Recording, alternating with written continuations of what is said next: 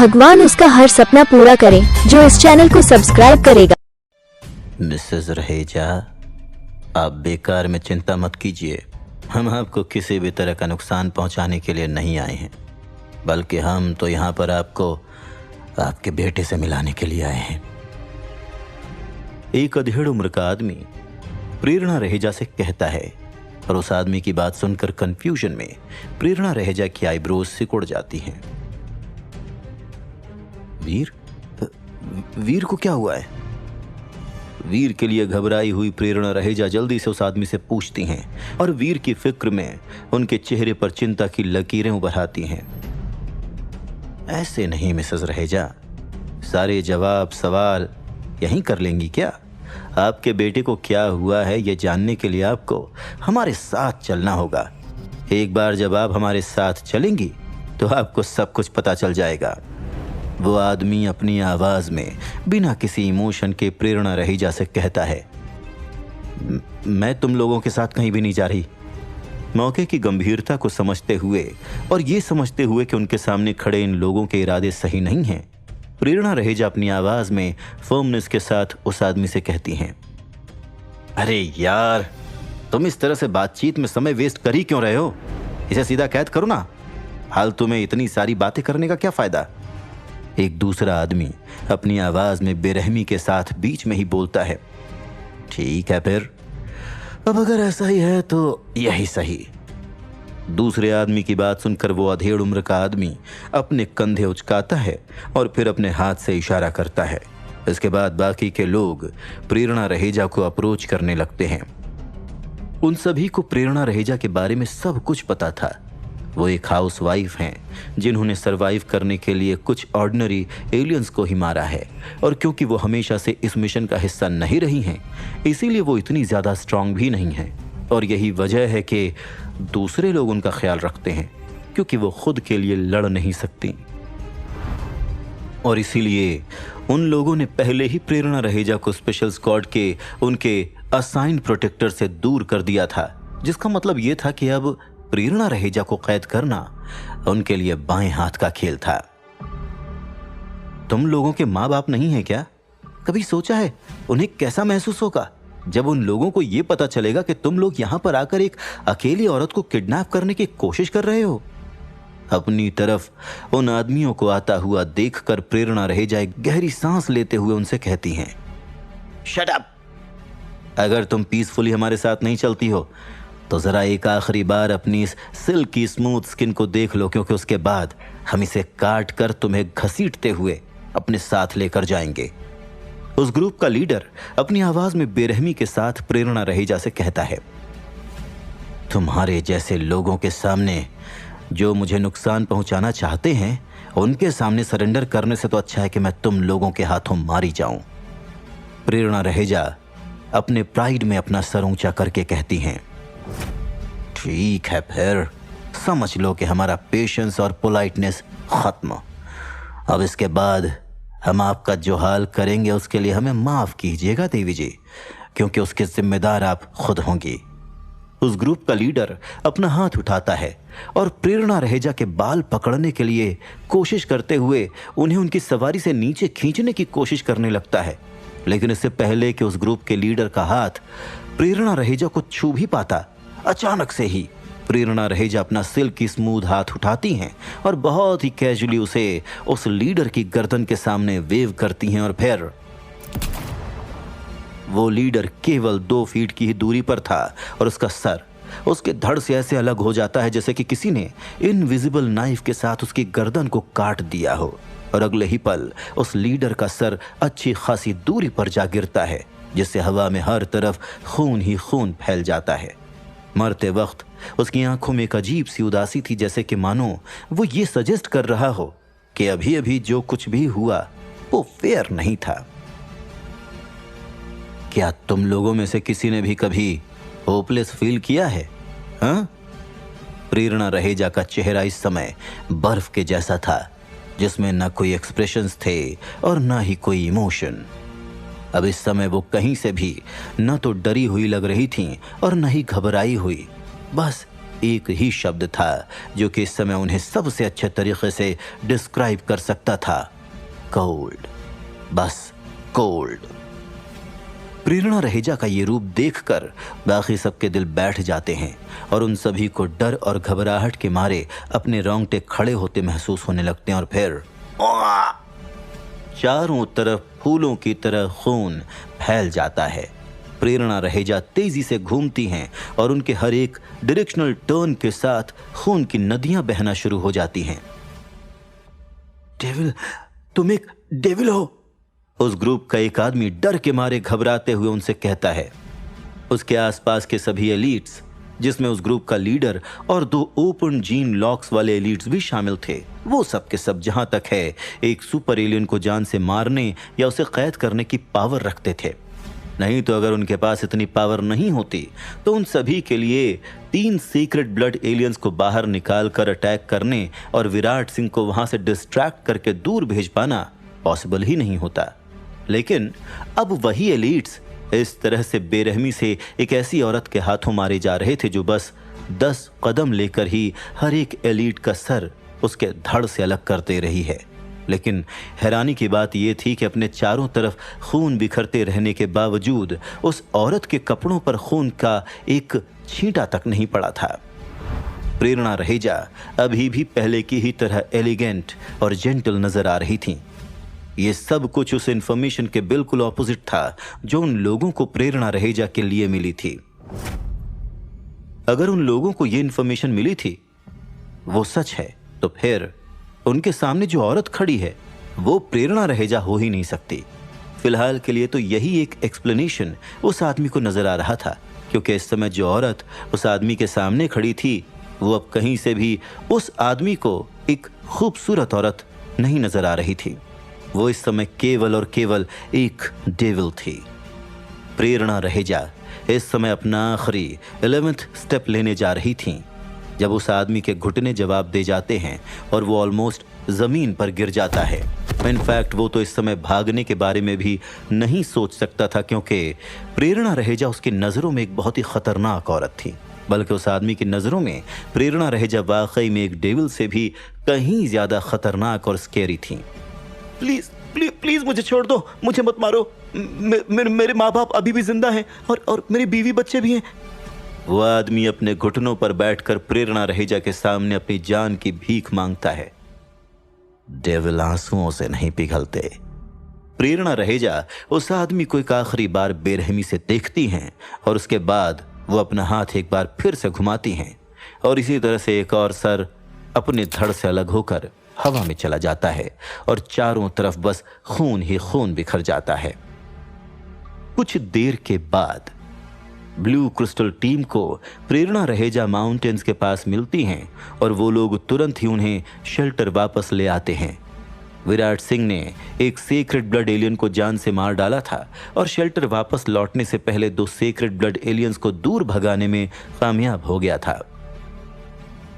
Blue crystal team को इस बात पर पूरा भरोसा था कि चीजें उतनी ज्यादा सिंपल नहीं हैं जितनी वो पहले सिंपल नजर आ रही थी, क्योंकि पहले तो उन सीक्रेट ब्लड एलियंस को उस जगह पर आना ही नहीं चाहिए था और इसी से उन सभी को लग रहा था कि ये सब कुछ किसी की सोची समझी साजिश थी। लेकिन अजीब बात यह थी कि उन सीक्रेट ब्लड एलियंस के वहां पर इस तरह से अचानक से आने के अलावा और कुछ भी नहीं हुआ था। प्रेरणा रहेजा पूरी तरह से सेफ थी।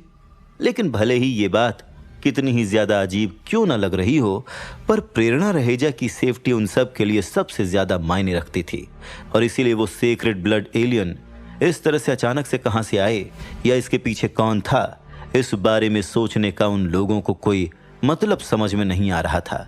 और इसीलिए जैसे ही प्रेरणा रहेजा शेल्टर पहुंची थी, स्पेशल स्क्वाड के सुपरवाइजर के इंस्ट्रक्शंस के अकॉर्डिंग उन्हें सेफली पृथ्वी ग्रह पर टेलीपोर्ट कर दिया गया था।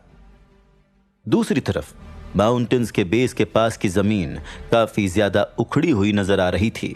वहां की मिट्टी अभी भी ऐसे फ्रेश नजर आ रही थी जैसे कि मानो अभी रिसेंटली ही वहां पर कुछ दफनाया गया हो। पर क्या, ये राज फिलहाल न तो किसी को पता है और शायद ना ही जल्दी किसी को पता चल पाएगा। आंटी, आप ठीक तो है ना? प्रेरणा रहेजा के टेलीपोर्ट होकर पृथ्वी ग्रह आते ही अवनी उनसे मिलती है और पूछती है, मैं ठीक हूं अवनी बेटा, बस कुछ लोग ये भूल गए थे कि एक औरत के साथ कैसे बिहेव करना चाहिए, तो बस उन्हें वही सिखाकर आ रही हूं। प्रेरणा रहेजा एक गहरी सांस लेते हुए कहती हैं और उनकी बात सुनकर अवनी कंफ्यूज्ड हो जाती है। मतलब? मैं कुछ समझी नहीं आंटी, क्या हुआ था? कुछ हुआ था क्या आपके शेल्टर में? कंफ्यूज होते हुए अवनी प्रेरणा रहेजा से पूछती है और प्रेरणा रहेजा अवनी को सब बता देती हैं, जो कुछ भी मोराग्रह में उनके साथ हुआ था।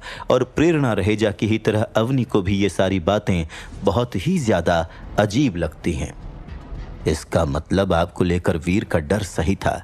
शायद जिन लोगों ने वीर पर अटैक किया था वही लोग आपके पीछे भी आए थे। लेकिन एक बात मुझे समझ नहीं आ रही है कि अगर वो लोग आपको चोट पहुंचाना चाहते थे तो उसके लिए केवल 3 सेक्रेड ब्लड एलियंस का अट्रैक्शन तो काफी नहीं था। कहीं ऐसा तो नहीं कि ये दोनों ही अलग अलग लोग हों? प्रेरणा रहेजा की बात सुनकर अवनी उन्हें बताती है, लेकिन प्रेरणा रहेजा का ध्यान इस समय इसी बात पर ही था कि वीर पर भी एक अटैक हुआ था। वीर पर अटैक हुआ है? वो ठीक तो है ना? उसे कुछ हुआ तो नहीं? और उसे ये पता तो नहीं चला कि उसी की तरह मैं भी? प्रेरणा रहेजा अवनी के सामने सवालों की बारिश कर देती हैं। रिलैक्स आंटी, वीर को कुछ नहीं हुआ है। आपका बेटा इंसान नहीं बल्कि सुपर हीरो है जिसे कुछ हो ही नहीं सकता। इनफैक्ट उसे तो एक खरोच तक नहीं आई। आफ्टर ऑल वो आपका बेटा है और आप टेंशन मत लीजिए, उसे कुछ भी पता नहीं चला। वो तो आपका फोन उठ नहीं रहा था इसलिए वो टेंशन में आ गया था। वो अभी भी यही जानता है कि आप किसी कंपनी में कोई जॉब करती हैं, ठीक वैसे ही जैसे आपको ये पता है कि वीर किसी ऑर्गेनाइजेशन में जॉब करता है। फर्क सिर्फ इतना है कि आप सच जानती हैं और वीर नहीं।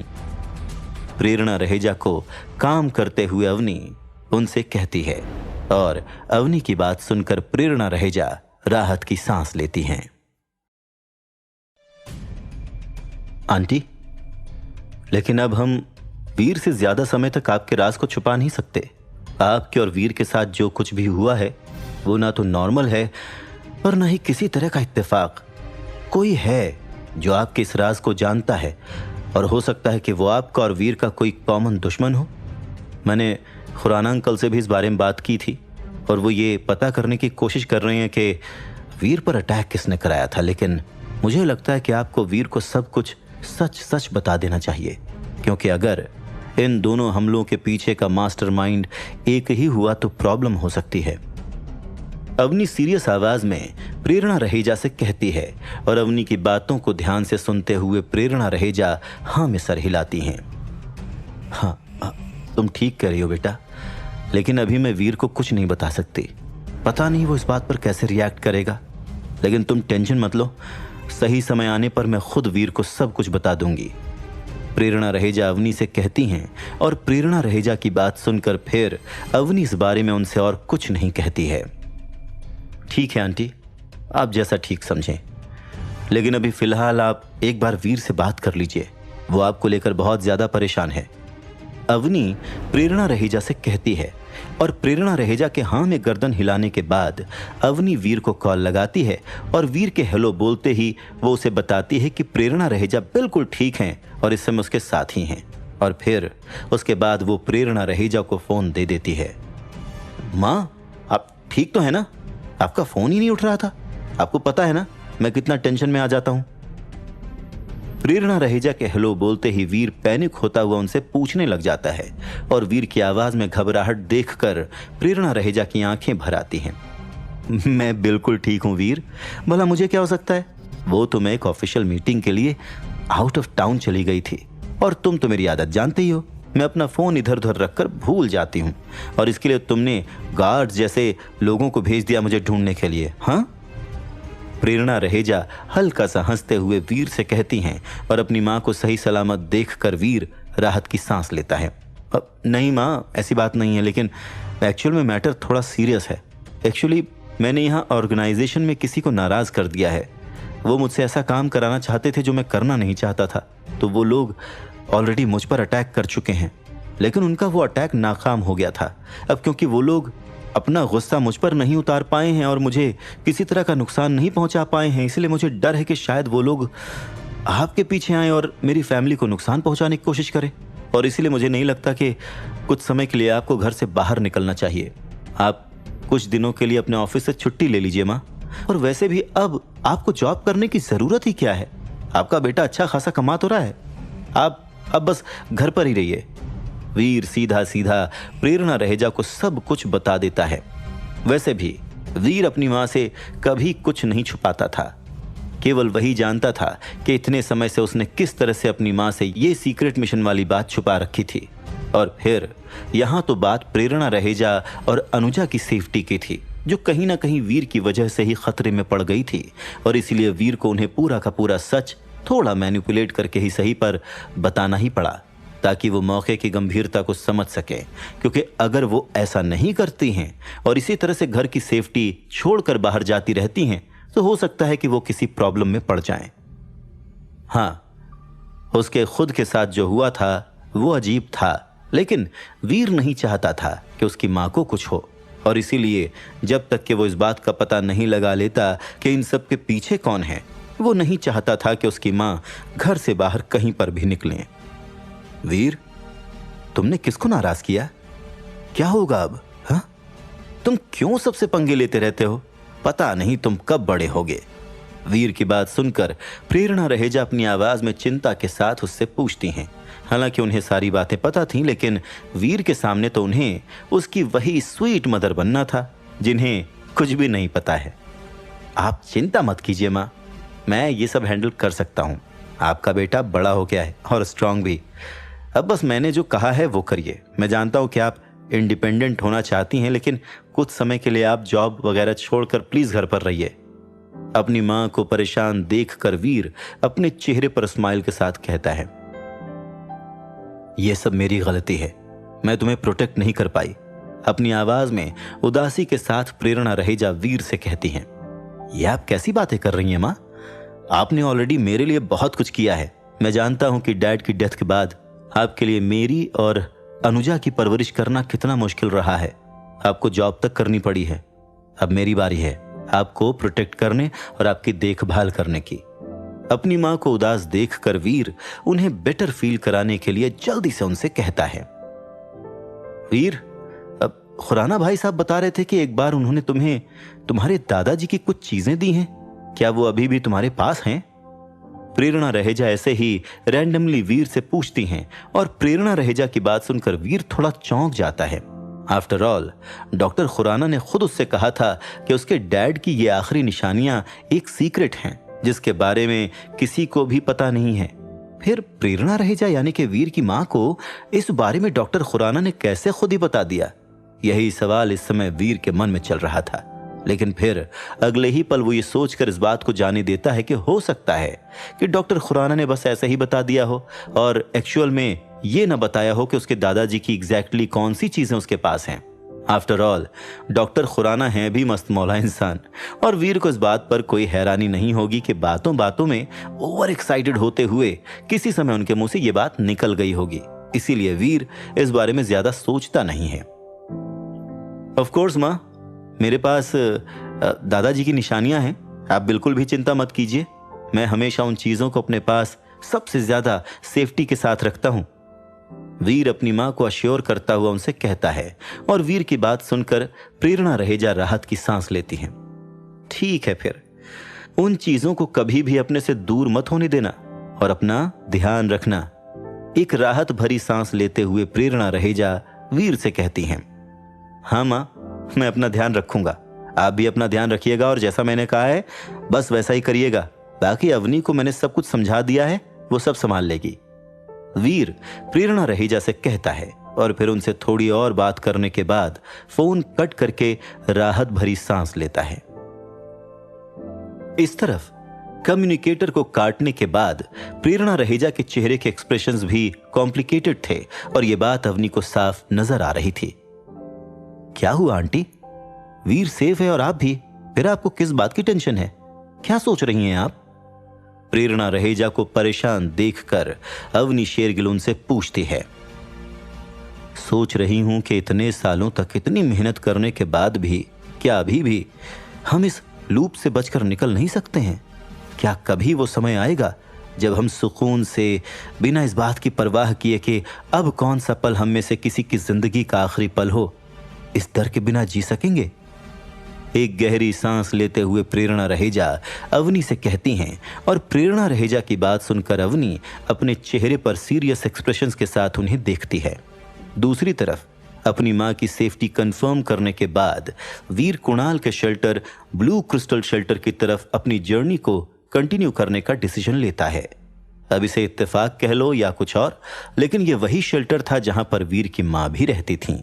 द ब्लैक डेजर्ट, एक एंडलेस ब्लैक डेजर्ट जो कि देखने में नरक की भट्टी के जैसी लगती थी। बेरंग और होपलेस नजर आने वाली वो ब्लैक डेजर्ट एक एवरेज डेजर्ट के मुकाबले कहीं ज्यादा डिप्रेसिंग थी। अपने जूनियर गोल्डन शेर पर सवार वीर ब्लैक डेजर्ट के थ्रू चलता जा रहा था, और उस रीजन के बड़े साइज और बंजर वेस्ट की वजह से वो इस डेजर्ट के बीच में बहुत ही ज्यादा अकेला और छोटा नजर आ रहा था। काश कुछ ऐसा होता कि मुझे खाना या पीना नहीं होता। इस तरह से कम मुझे इस मनहूस जगह पर बेटर तो फील होता। वीर पिछले 6 दिनों से इस ब्लैक डेजर्ट में घूम रहा था, जब फाइनली उसे रियलाइज होता है कि वो इस ब्लैक डेजर्ट में खो गया है। 2 दिन पहले एक बड़ा सा काला सैंडस्टॉर्म आया था जो कि काफी ज्यादा डेंजरस था। हालांकि उससे वीर को कोई नुकसान तो नहीं पहुंचा था, लेकिन बचकर भागने की वजह से वीर अपना रास्ता जरूर भटक गया था। अब वीर एक सिंगल डायरेक्शन में चलने पर फोकस कर रहा था, इस उम्मीद में कि अपने न्यूट्रिएंट सॉल्यूशंस के खत्म होने से पहले वो ब्लैक डेजर्ट से बाहर निकल जाएगा। वीर का सिल्वर फॉक्स भी सनलाइट के अंडर कंफर्टेबल नहीं लग रहा था। वो अभी भी वीर के कंधे पर लदा हुआ था, लेकिन अपनी खुद की पूंछ को एक शील्ड की तरह इस्तेमाल करके वो सनलाइट को ब्लॉक कर रहा था। साथ ही साथ वो बीच बीच में उबासी भी ले रहा था। एक शेल्टर ब्लैक डेजर्ट में घूमते घूमते अचानक से वीर को काले रंग की सैंड्स के बीचों बीच एक बड़ी सी बिल्डिंग नजर आती है, जिसे देखकर सरप्राइज के मारे उसकी आंखें खुली की खुली रह जाती हैं। एक वक्त के लिए अगर ये मान भी लिया जाए कि वो एक ह्यूमन शेल्टर नहीं भी है, और अगर वो एक सुपर शेल्टर भी नहीं हुआ, तब भी वीर उसके अंदर घूमकर एक नई स्पिरिट हासिल कर सकता है। अगर वीर ऐसा कर लेता है, तब फिर वो आराम से टेलीपोर्ट होकर पृथ्वी ग्रह जा सकता है और वहां पहुंचते ही एक हॉट शावर ले सकता है। उसके बाद वो रेस्ट कर सकता है, अपने न्यूट्रिएंट्स को रिस्टोर कर सकता है और एक बार फिर से खुद को तैयार कर सकता है। खैर, उस जगह पर जल्द से जल्द पहुंचने के लिए वीर तेजी से अपने जूनियर गोल्डन शेर को आगे बढ़ाता है। जैसे जैसे वीर उस बिल्डिंग के करीब पहुंच रहा था, वैसे वैसे वो उस शेल्टर को और भी ज्यादा ध्यान से ऑब्जर्व कर रहा था। वो शेल्टर काफी ज्यादा छोटा था, और इसीलिए वीर इस बात के लिए श्योर हो गया था कि वो एक सुपर शेल्टर तो नहीं है। और जितना छोटा वो शेल्टर एक्चुअल में नजर आ रहा था, वो देखने में एक रॉयल शेल्टर के साइज का भी नहीं लग रहा था। अगर वीर का अंदाजा सही था, तो उस शेल्टर के एक नोबल शेल्टर होने की पॉसिबिलिटी ज्यादा थी। लेकिन जैसे ही वीर उस शेल्टर के और करीब जाता है, वो थोड़ा डिस्टर्ब्ड